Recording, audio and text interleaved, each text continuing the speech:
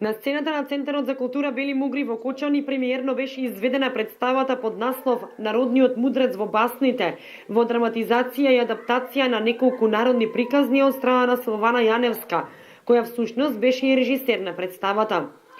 Учествуваат членовите на драмското студио кое работи при Центарот за култура од Кочани, кои представата пред публиката ја донесоа со голем младешки елан и со високи професионални стандарди, кои беа добро прифатени од публиката.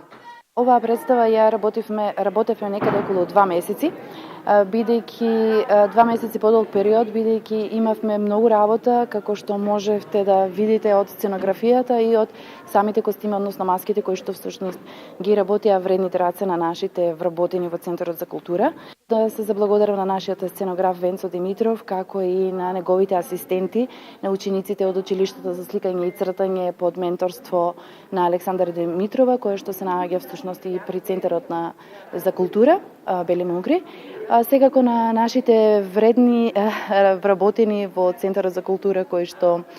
ги изработува, ги шие рачно сите овие маски, ги средија до крај професионално сето тоа.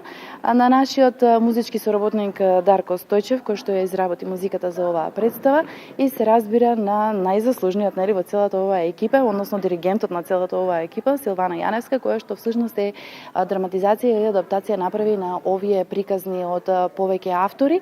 и склопивме една убава представа која што се надевам дека на помладата публика ќе им се допадне, бидејќи следните неколку дена ќе ја играме организирано за училиштата. Секако дека ќе им се допадне и ќе уживаат во 45 минутно уживање, доживување на овој шумски свет.